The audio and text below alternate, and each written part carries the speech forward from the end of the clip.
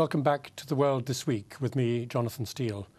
Well, yesterday's overthrow of Egypt's president and the suspension of the Egyptian constitution have drawn mixed responses from the world's leaders.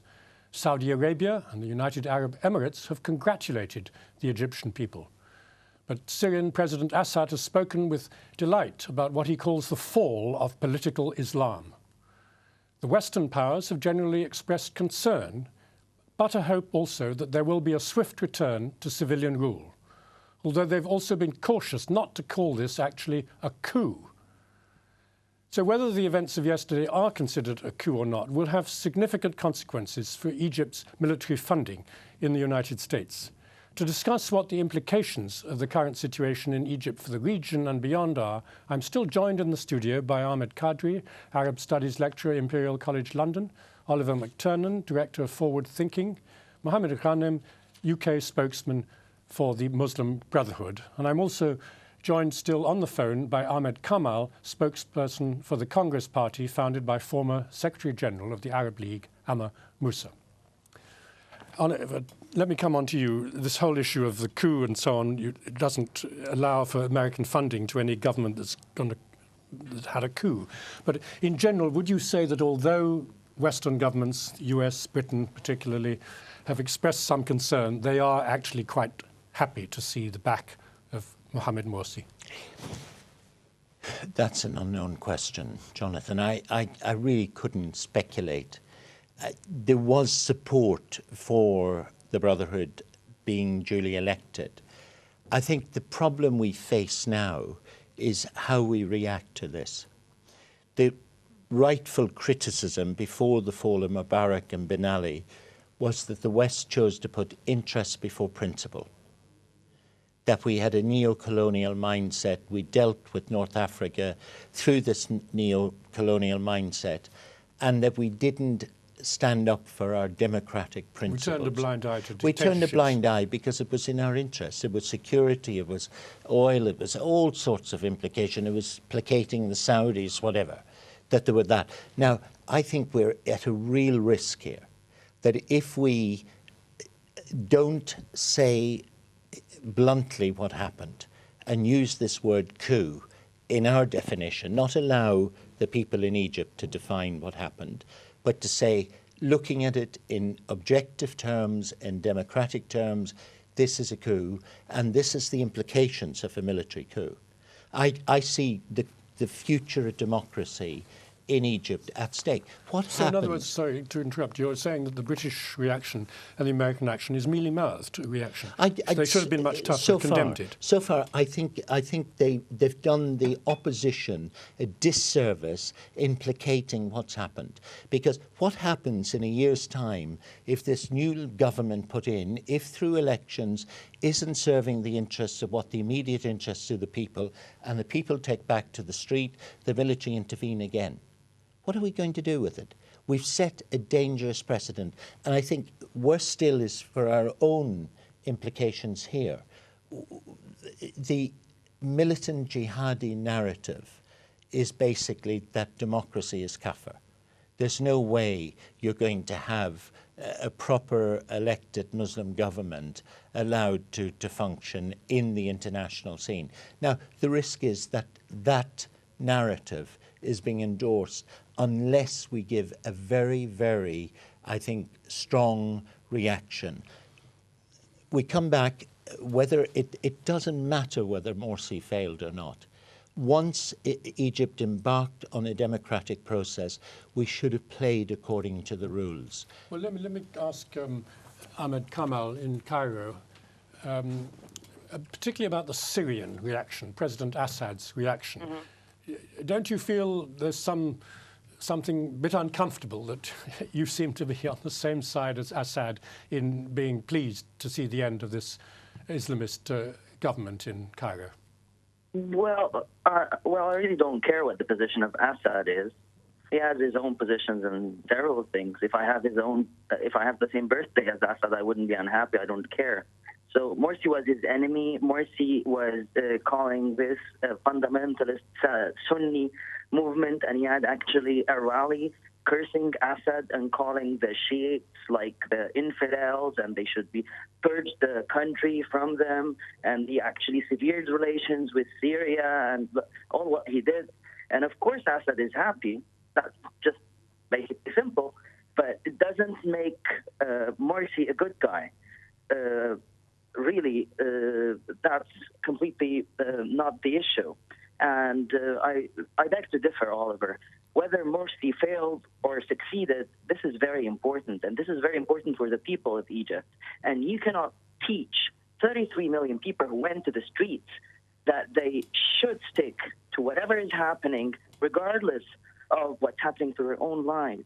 They have to be happy, and they have to believe that this government works for them. Morsy was a complete failure. And let me turn to another country. Let me ask you, Ahmed, about another country, which is Tunisia. Now, they still have An-Nahda party in power, which is linked to the Muslim Brotherhood. Do you think that what's happened in Cairo will now encourage people in Tunisian cities, Tunis particularly, to go out in the streets and think that they can topple An-Nahda? Well, I cannot comment really on what's happening in Tunisia, but I think their government has not made the same mistakes ours have. They are not that exclusive, and they have more of a broader mind, and they're dealing with their people with a kind of a clever tone. President Morsy was threatening us on national television. He actually used the word civil war. He actually said that you have to go through my blood to get to this position, and that I am going to give my blood defending the legitimacy that brought me into power, and that I will not leave unless I'm dead.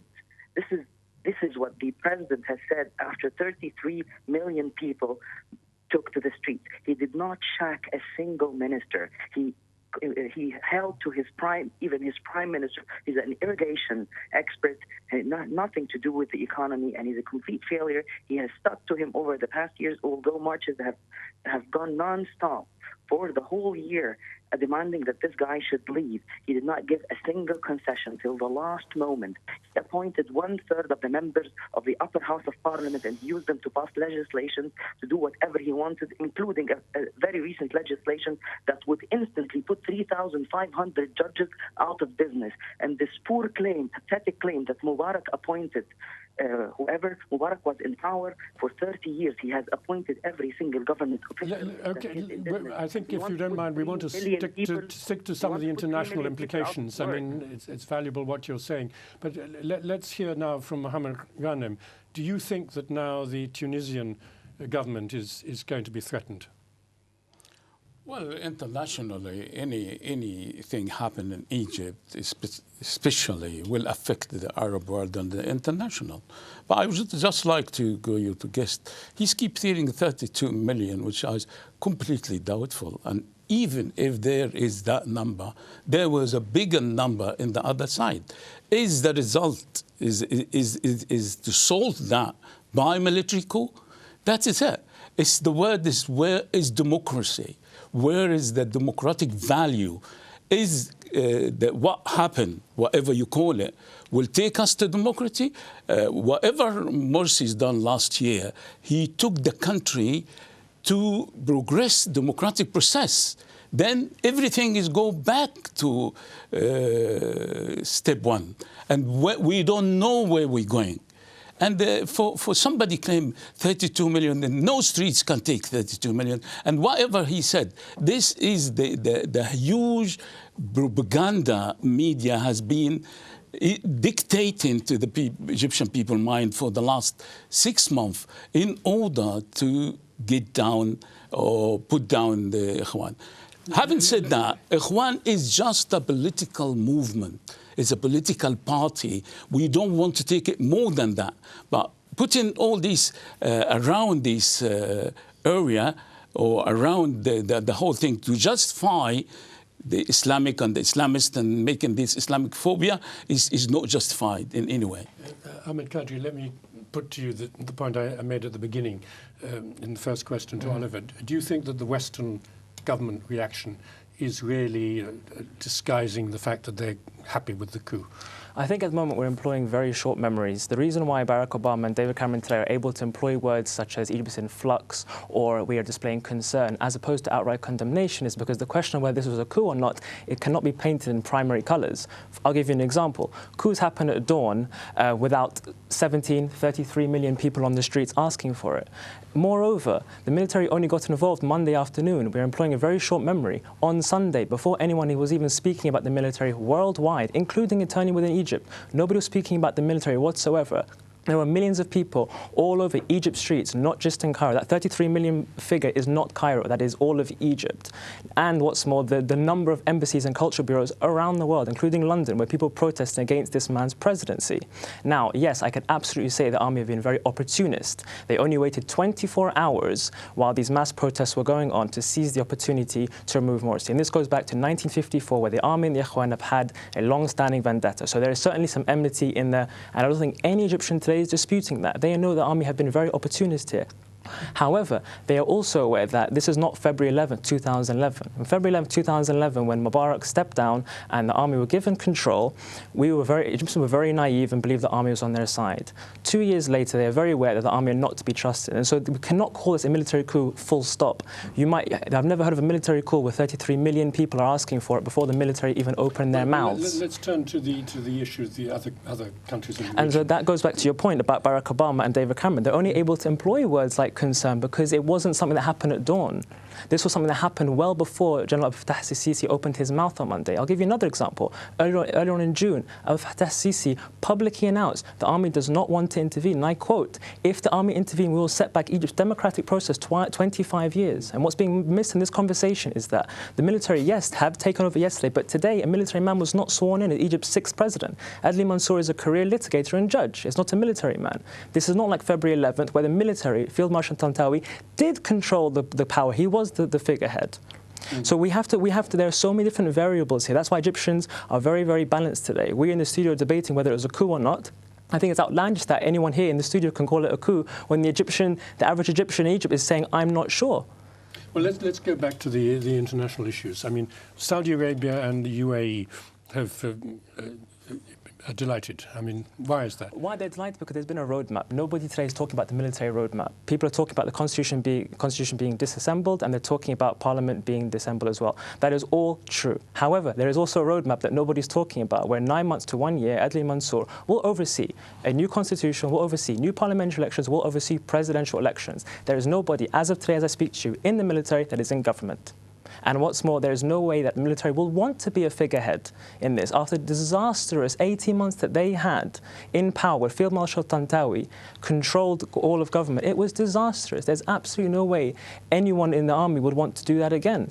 They have no interest here, apart from the vendetta that I referred to back in 1954. Well, Oliver, you wanted to come in. I just don't think it's the prerogative of the opposition in Egypt to define what happened, whether it's a coup or not. What about the people, though? No, we're talking about the opposition. What about the 33 million people? No, but they don't have a voice. We're hearing their voice interpreted through the leaders. Their voice are being heard. No, but can I just make the point? We have an international language. We have objectivity about what are the norms of democracy and what are not. If we transgress those, then we are in a situation where you just don't see the immediate. I think there is a very short-sightedness at the moment going on where people are just seeing the immediate. We don't like Morsy, get rid of him. Regardless of how we do it, the long-term implications both for Egypt and Egypt's relationship with the international community, I think, are at stake. So what I would say, what's needed at the moment is now we're in this limbo. And it's, I would say, a legal limbo. There is no, in international law, no legal, you can say, right, this man is there and he's the right person, the Constitutional Court. But in international law, in what are the norms of international relationship, we are in a limbo. It's important, I think, for the Egyptian people to acknowledge that, because... Which is why they're not put in categories. If you're right with these figures, and I would agree, I would question the number of figures were given, but if you're right with those, there are 90 million people in Egypt. What's the electorate?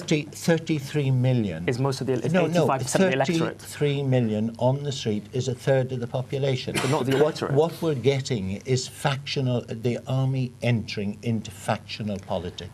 And I think that, I'm talking what's the interest of your country, not. I think those issues have to be looked at. But putting back the question to you, Oliver, you're very keen to say, let's not put it, we're in limbo, so why are you very keen to put it in such a fixed category? I would disagree with you wholeheartedly to say that you cannot apply because you're outside talking influence. As if the Egyptian people have spoken. A fraction have Tamara of not the spoken? Egyptian. Have the Tamara rebellion campaign that sought Who are Tamara? 22 Does million? anyone know who they are? Of course they are. Who are they? They've been profiled for the last But 3.5 months. They appeared, Mohamed Gheneem, 28 years old. I can They give you the other 4 appeared a members. few months ago. Yeah, fine. But who are they? I don't understand. What do you mean by who? I can tell you who they are. I just told you. Mohamed Gheneem, a few figureheads of it. But who are He's 28 years old. I'd hardly call him a figurehead. Can we get back to Mr. Gheneem? I mean, you're obviously still saying it's a military coup. But what are the long-term implications for Egypt, do you think? Well, you can say if it starts by closing off the air of the Islamic Channel, arresting people without warranty, the law is vanished, democracy is gone for Egypt. This is the start of vanishing democracy. It depends on the few days coming to what happened. The street is unrest. There is a people still do not accept that. What's happened, we never know. But what Sisi's done, or what the army is done, he took us in unknown. When he has the alternative, there was a parliament election coming in. If they called this 32, they would have just make it politically and compete in the parliament and take the majority. And they can remove Morsy, they can change the constitution. This is the way we were looking for. Egypt was going in a positive direction. Now he stopped that and went back, taking Egypt back. Then it's a dark, completely dark picture. And for the Egyptian people, they will bring back the memory for the military coup, which we Egyptian people has been suffering for the 90 years, not the 60 years. And the Egyptian people are going to decide. They might rise up more than 32 people. What the army going to do? I want to bring Ahmed Kamal back in. You're still there in Cairo. Can you hear us? Yeah, okay, Ahmed. Just a very important regional point. Does this have any implication for the relations with Israel and the issue of Hamas, of course, in Gaza, which was very closely linked to the Muslim Brotherhood in Cairo? Well, first of all, I would just like to this thing about the coup and something. No, please. I think we've really exhausted that, and we have only about 3 minutes left. So just please deal with the Israel question. I want to tell you one thing. Egypt is a country of institutions, and after the 2011 revolution and the removal of Mubarak, where we had a military council that was not considered a military coup, although there was a military ruling. Now, there are no military ruling. It's the institution, the judicial institution. It is the Supreme Constitutional Court with help of civil government, and the military are not ruling. The military intervened just because we don't have a parliament, which is the legal way to impeach the president, but we don't have a parliament, and he has no legal way of being impeached. So the institutions of Egypt would respect all its treaties, and this is the way that it has gone all through the changes in the past 2 years, although we had a change from Mubarak to the Supreme, the SCAF, and then to Morsy, and now to the Supreme Constitutional Court. Nothing changes because the institutions of Egypt maintain its international relationships and statuses and respect its international treaties. And it's not up to the person or the system that's being installed. The country is has a solid backbone of institutions that would maintain the country going. Well, Ahmed Kadry, let me come back to you, and I'll try the same question. It may be that it's completely irrelevant, and that's why we didn't get an answer. Do you think this has any implications on the Israel-Egyptian issue, on Hamas in Gaza, on the Palestinians? No, not at all. It goes back to your initial question regarding the US interests. US interests are only there in Egypt through the proxy or through the route of Israel. And so what we have to remember is that through the Sadat years, through the Mubarak years, and throughout the Morsi years as well, as we saw in November when he was there to facilitate the ceasefire between Gaza and the Israeli government, is that the army, the Egyptian army, is essentially the go-to position for the U.S. government. So when they come into Egypt, when a Kennedy when a Hillary Clinton or when they come in to speak to Egypt, they will have a photo op with the president, whoever that may be at the time. But essentially, their negotiation and their aid goes towards the military. I'd just like to add that the last 2 days, what's been happened, there is absolutely no way that the army would not have been communicating with the U.S. throughout this. If they weren't communicating yesterday, they will certainly be communicating today. Hagel, the defense secretary, it was admitted by Pentagon that he was on the phone. Exactly. And so there's been nothing. I know we like to talk about foreign intervention. We like to talk about sort of outside of Egypt's borders will have an influence because Egypt's such a crucial player when it comes to the Middle East and the peace process.